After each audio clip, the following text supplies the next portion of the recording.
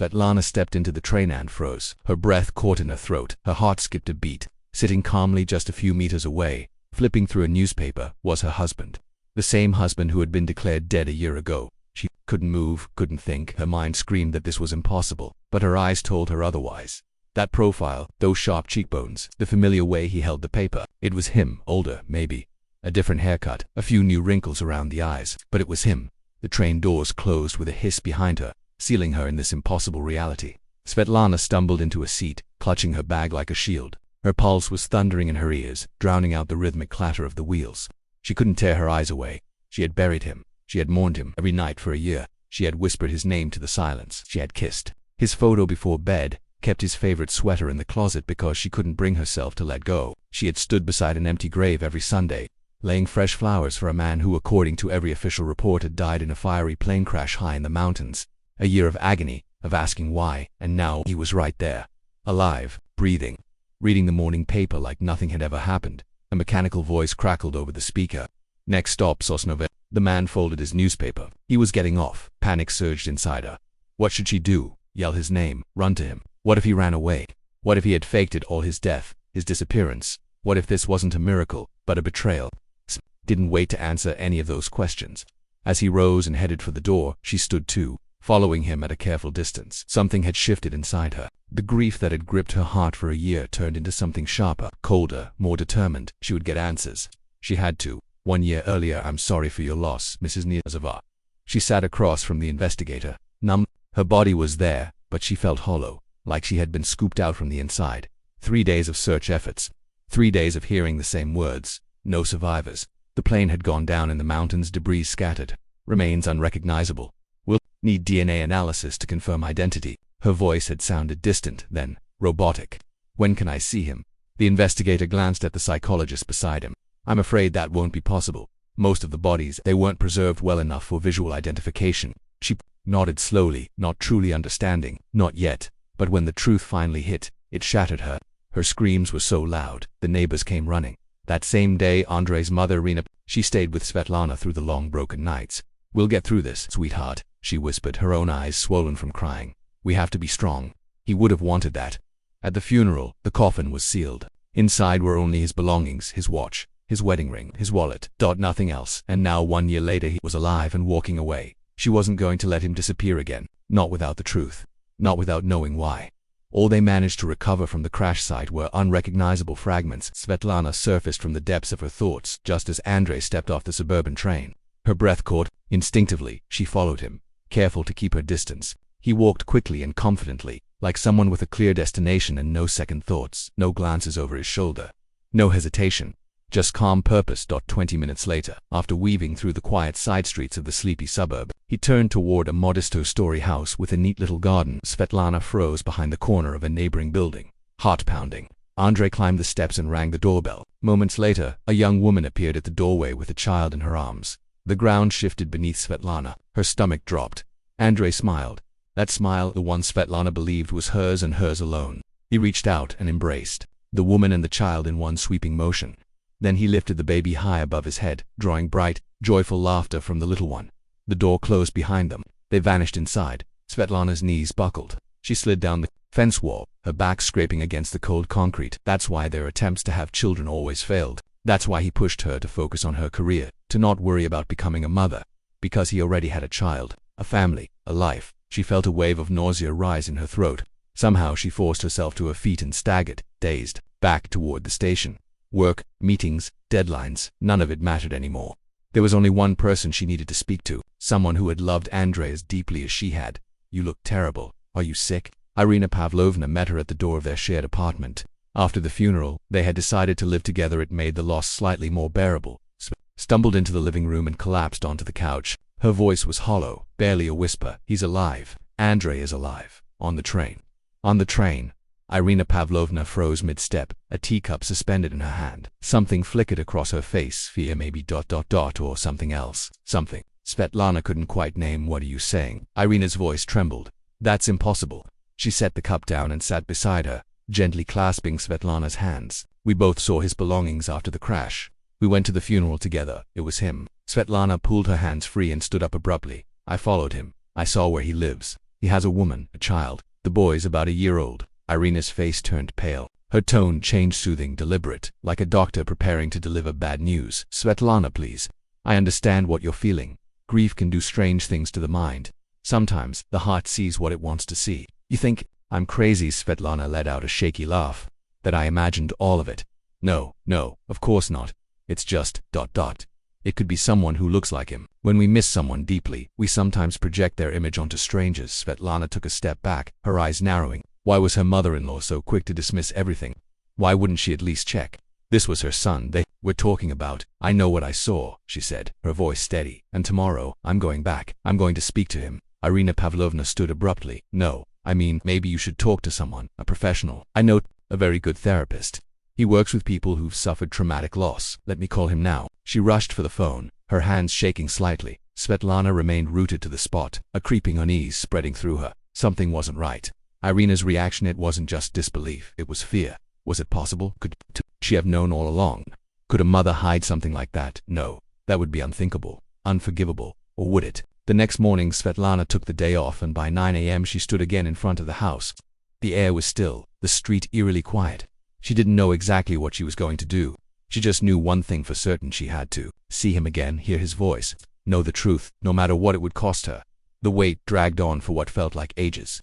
Around noon, the front door finally creaked open, and the same woman stepped outside, gently settling a little boy into a stroller before heading toward the park. No sign of Andrei. Svetlana lingered another hour, half hidden behind the broad trunks across the street, nerves taut as piano wire. Then the door swung open again. Andrei appeared on the porch, keys jangling in his fist. This was her moment.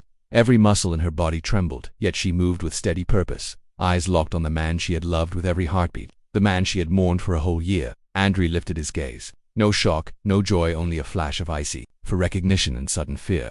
He froze, as if doubting his own vision, then scanned the street, searching for invisible watchers. Svetlana, he breathed, and the sound of his voice stole her air. It was really him. You weren't supposed to see me, he whispered. A spasm tightened her throat, but she forced out the words. Why did you do this to us, to me? Pain twisted his features. He took a hesitant step, then stopped, as though an unseen barrier pressed against his chest. Leave. Forget you ever found me. It's for your own good. For my good. Her voice cracked. I buried you. I stood at your grave every day. How could you? He glanced back at the house, wary of eavesdropping walls. I'll explain. Everything, but not here. 1 hour. The cafe by the station. He paused. And please tell no one you saw me, especially my mother. With that, he hurried past her and strode down the street without a backward glance. Svetlana remained, rooted to the spot, emptiness blooming inside. The man she would have died for, the center of her universe, had betrayed her in a way she could barely comprehend, and his last words hinted at secrets deeper than any wound she'd imagined. She sat in a corner of the station cafe, eyes flicking, to the clock 20 minutes late. Was he having second thoughts, or had he lured her away from the house on purpose? The server approached yet again. Just 5 more minutes, please, Svetlana murmured, gaze fixed on the door. Then she saw him. Andrei slipped inside, swept the room with tense eyes, and hurried to her table. Even seated, he kept glancing over his shoulder. I'm not sure this is wise, he said, voice flat, unfamiliar. A year, Andrei, she managed, every syllable dragging across open nerves. For a year I believed you were dead. I deserve the truth. He pinched the bridge of his nose, so recognizable a gesture it stabbed her heart. You were happier thinking I was gone, he murmured. Happier. The word burst from her. Do you know what I went through? Sleepless nights, panic attacks, medication. I'm sorry. He cut in, eyes downcast. I had no choice. The server set 2 coffees on the table, double espresso, no sugar, exactly how she took it. Even now, he remembered. Who is that woman? Is the child yours? She asked as soon as they were alone. Andrei's face tightened. Vera is my colleague, Maxim's sister. The boy Timur just turned 1. I'm not his biological father. Then what kind of game is this? You faked your own death, just to start a new life with another family. Andrei glanced around, then leaned over the table toward her, his voice low and urgent. Listen to me carefully, Sveta. I can't tell you everything, but believe me, if it hadn't been absolutely necessary, I would never have done this to you. His eyes locked with hers, and for a fleeting second Svetlana thought she saw the man she once loved, the real Andrei, the warmth, the sincerity, but just as quickly, it vanished, replaced by a cold, unfamiliar distance. You need to leave, he said suddenly, far away, for a long time. Tell everyone you need a change of scenery. Don't interfere in my new life. You're scared, she said, not a question, but a fact, of something, or someone. Andrei didn't reply, but the look in his eyes said more than words ever could. I can help you, Svetlana offered. Whatever's going on, we'll face it together. No. His voice turned sharp. You don't understand. I'm not coming back. Sveta, not ever. I have a new life now and there's no room in it for you. He stood, tossed a bill on the table that covered both coffees, and walked out of the cafe without even saying goodbye. When she got home, Svetlana found her mother-in-law on the phone. Irina Pavlovna was speaking in a hushed voice, almost whispering. She fell silent the moment she noticed Svetlana. I have to go, she said quickly into the receiver, hanging up. You're late, Svetushka. I was getting worried. There was something off in her tone, too gentle, too careful, almost fake. Did she know something? I was with a friend. Svetlana lied. She needed time to process, to think. Of course. Dear Irina Pavlovna gave a reassuring smile. Your office called. There's an important meeting tomorrow. Don't forget to prepare. Svetlana nodded and retreated to her room. She collapsed onto the bed, staring at the ceiling. Andrei is alive. He has a new woman, a child, and he's in danger, but from who? And why? She grabbed her phone and called her best friend. I need to see you now, she said when Marina picked up. Something unbelievable just happened. You're sure it was him? Marina stared at her in disbelief. They sat in a quiet, out-of-the-way bar where no one could overhear. Absolutely. I told you. He looked right at me. We talked, and something's wrong. Marina, he's hiding something. Scared, and my mother-in-law, she's acting strange too. She was whispering on the phone when I got home. This is insane, Marina muttered. Why would he fake his own death? What could be so terrifying he'd abandon everything? Voice dropped. And the woman and the child? He said nothing, but I could tell they're connected to this too. Marina paused, thinking hard. I might be able to dig something up. I still have access to old case files at our insurance firm. Maybe there's something left from the investigation into his death. Svetlana grabbed her hand gratefully. Please be careful. I don't know what we're walking into.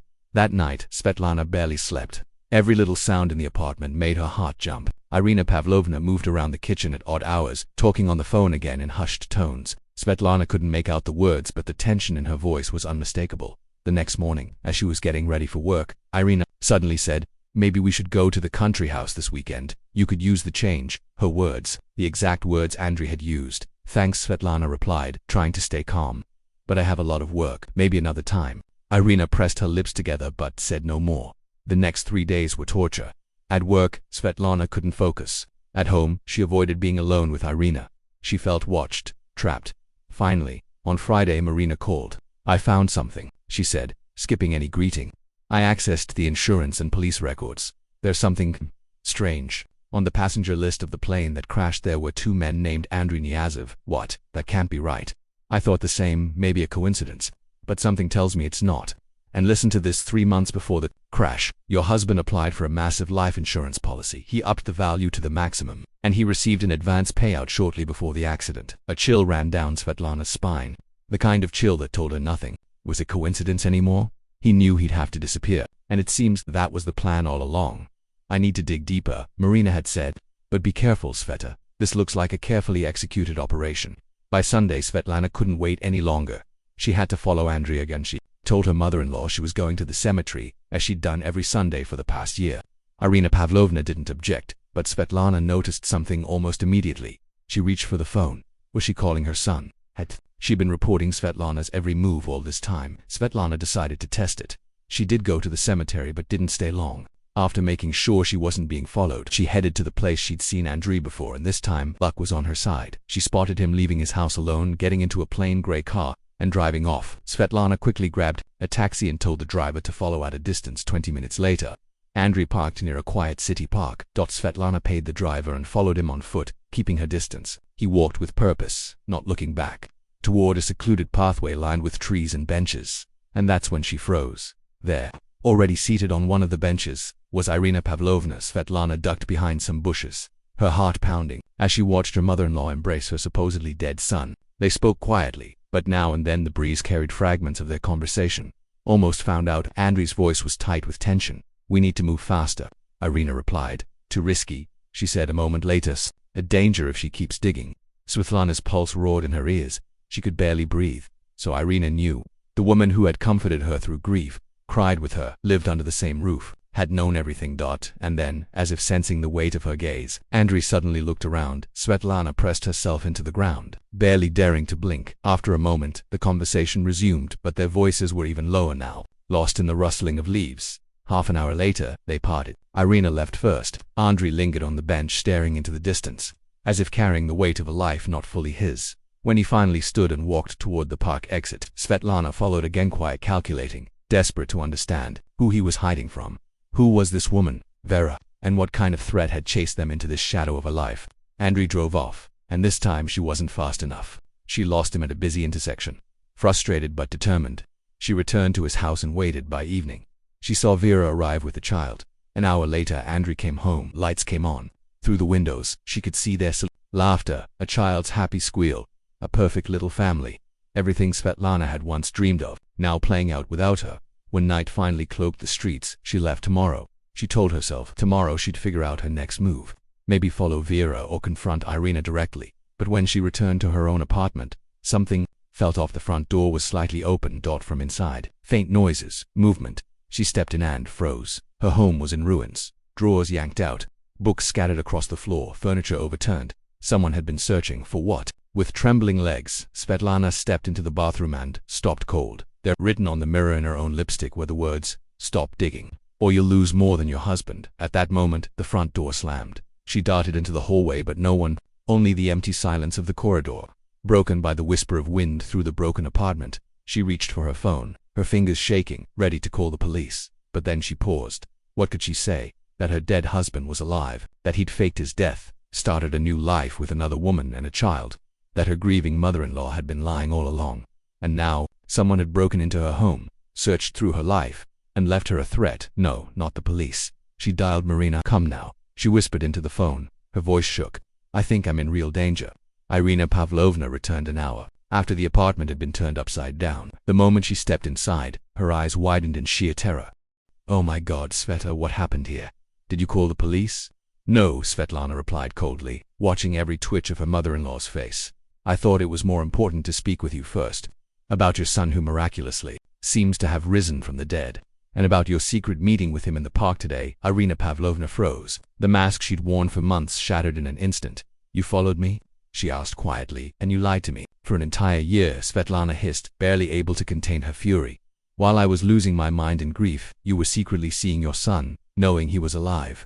Irina dropped onto the couch as if someone had knocked the air out of her lungs. In that moment she seemed to age 10 years. "You have no idea what you're getting yourself into, Sveta. There are things you don't know. Dangerous things." "Then tell me," Svetlana pressed. "What's going on? Who's after Andrei? Who is Vera? Whose child is that?" Irina shook her head slowly. "I can't. It's not my secret to tell. But if you keep digging, it won't just end badly for Andrei and his new family. It could destroy you too." Suddenly, footsteps echoed from the stairwell. A firm knock sounded on the door. Marina had arrived. Svetlana moved to open it, but Irina grabbed her wrist with surprising strength.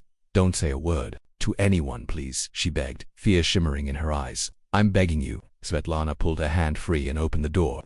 Marina stood there, but she wasn't alone. Beside her was a tall man in a sharp suit. "Sveta, this is Oleg," Marina said, her voice uneasy. "He's from security services. He has information about your husband." "Apologies for the late visit," Oleg said, casting a sharp glance around the wrecked apartment. "But after your friend's call, I couldn't afford to wait." Eyes darted between the stranger and her friend. Her mind spun. "You know about my husband. You know that he's alive." Oleg nodded and reached into his pocket. Oleg Streltsov, Witness Protection Division. "Your husband has been under our protection for over a year." Behind them, Irina let out a quiet broken sound and sank into the nearest chair. "You had no right," she whispered, her voice trembling. "That was classified." "Circumstances have changed," Oleg snapped back. "Your son and the people he's protecting are in danger. And judging by this," he gestured around the trashed room, "so are you." Svetlana felt the ground sway beneath her. She leaned on the wall to keep from collapsing. "The people he's protecting, you mean the woman? And the child?" "I'll explain everything," Oleg said, stepping carefully into the living room. His gaze darted around, sharp and calculating, like he expected someone or something to leap from the shadows. "But first, I need to make sure we're not being listened to." He pulled out a small device and swept it across the room. The scanner beeped twice, once by the phone, and again near the bookshelf. Without a word, Oleg pulled out 2 tiny listening devices and crushed them beneath his heel. "Now we can talk," he said, motioning for everyone to sit.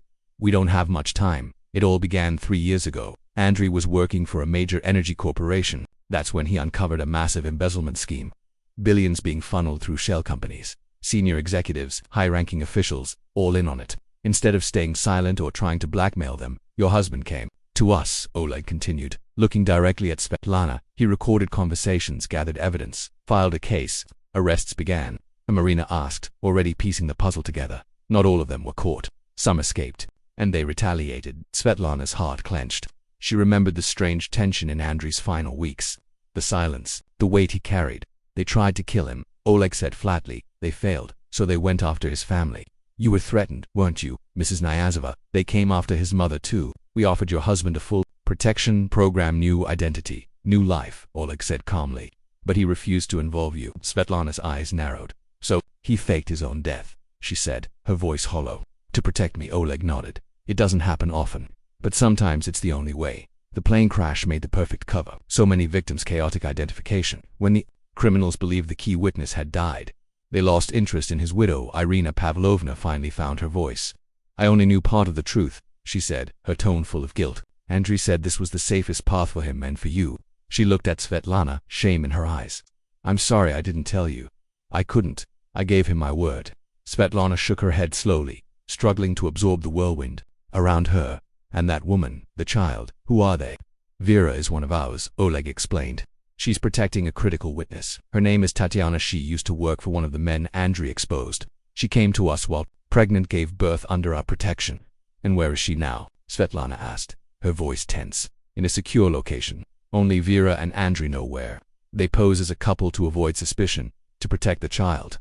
Marina stepped forward, gently placing a hand on Svetlana's shoulder. I started to suspect something when I found strange documents at the insurance company, she confessed. I contacted Oleg through my ex. He's in the police, but now everything's unraveling. Oleg checked his watch, his face grim. Someone's found Andrei's trail, possibly because of your recent actions, Svetlana. The questions you asked, the people you followed. It didn't go unnoticed. I didn't mean to put anyone in danger, Svetlana murmured, shaken. I just needed the truth. Now you have it, Oleg replied, and it's our job to keep everyone safe. He pulled out his phone. I'm arranging a temporary safe house. You'll be relocated until we assess the full scope of the threat. I'm not going anywhere, Svetlana said firmly, lifting her chin. Not until I see Andrei. I have to talk to him. That's too risky. I don't care. Oleg exchanged a look with Marina. Then he sighed. Fine. A brief meeting. With full protection. An hour later, Svetlana sat in a large, quiet living room of a remote government property. Her fingers nervously fumbled with her watch strap. Irina Pavlovna and Marina had stayed behind in the city, under guard. They would be moved later. The door creaked open. Andrei stepped inside. Svetlana froze. He looked even more exhausted than she remembered. Haunted. Behind him, Vera entered holding the child high. Andrei said softly, unsure of himself. Vera nodded politely at Svetlana. I'll leave you two alone, she said, looking at Andrei. Tanya wants to speak with you later. We need a decision. Once the door closed behind her, Andrei took a seat across from his wife. I never wanted it to be this way, he said, his voice rough with regret. I thought it was the only way to keep you safe.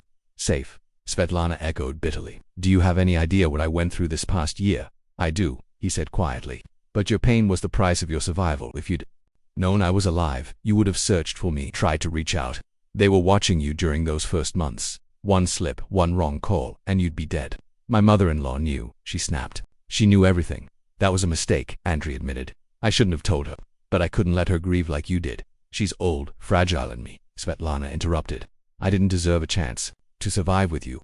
Where were you when I tried to take my own life a month after your funeral? When I swallowed sleeping pills because I couldn't face another day? Andrei went pale. No one told me. He whispered she didn't know. Svetlana said. Marina found me, came to check on me, moved in after that, barely left me alone since. Andrei covered his face with his hands. My God, Sveta, I'm sorry. I thought I was protecting you, but I nearly destroyed you. The door suddenly burst open. Oleg rushed in, breath short. We've got a problem. The perimeter's been breached. We need to evacuate now. What's happening? Andrei tensed instantly. The surveillance system had picked up a group of armed intruders. 2 were already neutralized, but the rest had made it to the house. How did they find us? A wave of cold fear gripped Svetlana's body. We've been betrayed, Oleg snapped, pulling out his weapon. We're leaving through the back. Vera and the child are already in the car. They had almost reached the exit when gunfire shattered. The silence followed by screams. The front door burst open. 2 men appeared, pistols raised. Back, Oleg shouted, returning fire. Andrei shoved Svetlana behind a corner, shielding her with his own body. A fierce, short shootout followed. One of the attackers went down. The second ducked behind a door and vanished. Oleg was hit. Andrei dropped to his knees beside the wounded guard, who was pressing his hand to a bleeding shoulder. Go, Oleg rasped. I'll cover you. The car's at the back. Door keys are in the ignition. We're not leaving. You, Andrei protested. That's an order, Nyazov. Get your wife out. Svetlana helped Andrei lift Oleg and seat him by the window, from where he could hold the entrance in his sights. Where's the traitor? She asked as they ran down the corridor. I don't know, Andrei muttered, but I've got a guess. They burst into the courtyard and stopped cold. Vera was behind the wheel of the SUV, the engine running. The child sat quietly in the back seat. Vera turned her head and her expression twisted with fury. She pulled a gun and aimed. "Don't move," she screamed, "hands where I can see them. Both of you, Vera, what are you doing?" Andre froze. "Finishing the job I was paid well to do," she sneered. "You thought I worked for the government. How sweet. To work for whoever pays more. Where's Tatiana?" Andre took a step forward. "She's fine for now. But I wasn't hired to watch her. My target was Unia. As of, you know too much. You've seen too many faces." Svetlana's gaze fell on the child. Timur. He was Tatiana's son. It had all been a Kovar family. A baby, the perfect disguise. Who would suspect a young couple with a child? "Let them go," Andre said, firmly, stepping in front of Svetlana. "I can't," Vera replied coldly. "Too many witnesses." She raised her pistol higher. "Goodbye, Nia." As of, it was fun pretending to be your wife. A shot rang out.